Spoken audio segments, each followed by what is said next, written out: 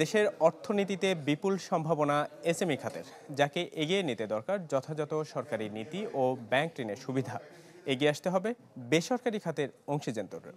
2 দিনব্যাপী SME foundation ক্রেতা বিক্রেতা সম্মেলনে এমন মন্তব্য অংশগ্রহণকারীদের। মইনুল হাসানের রিপোর্ট। কি বুঝলেন ভাই? অনলি যেটাই চাই। 2 লাখ টাকা পুঁজি আর 5 জন শ্রমিক নিয়ে শুরু হয় সাইমাস ক্রিয়েশনের পথচলা। মেয়েদের বাহারি পোশাক বিক্রির কারবার করে ক্ষুদ্র উদ্যোক্তা সাইমা সুলতানার বছরে বিক্রি এখন কোটি টাকার উপরে। চট্টগ্রামে গড়ে তুলেছেন 2টি শোরুমও, কর্মী প্রায় 3 ডজন। তবে দীর্ঘ এই পথচলায় পড়তে হয় নানা চ্যালেঞ্জ আর প্রতিবন্ধকতায়। জানান, তৃতীয় পক্ষের মাধ্যমে কাঁচামাল আমদানি করায় বেড়ে যায় পণ্যমূল্য, ফলে কঠিন হয় প্রতিযোগিতায় টিকে থাকা।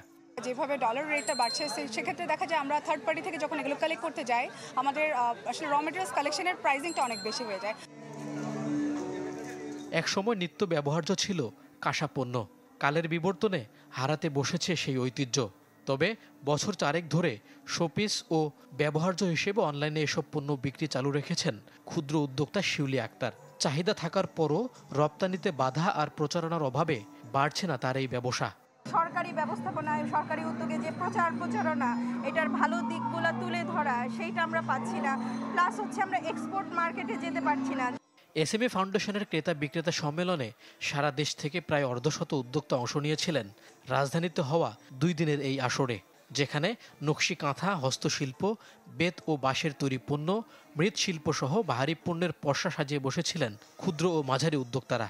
আমরা চাই যে এটা রপ্তানি হোক, কিন্তু কিছু প্রবলেম আমাদের থেকেই যায়, বিশেষ করে পেপারস এবং নানান ধরনের কিছু আমলাতান্ত্রিক জটিলতা আসলে এর মধ্যে চলে আসে। কাঁচামাল বলতে আমাদের এটা প্রধান উপকরণ হলো মাটি।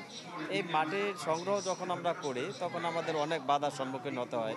হিসেব বলছে জিডিপিতে এসএমই খাতের অবদান প্রায় 30%, আর শিল্প খাতের মোট কর্মসংস্থানের 85%ই ক্ষুদ্র ও মাঝারি শিল্পের দখলে।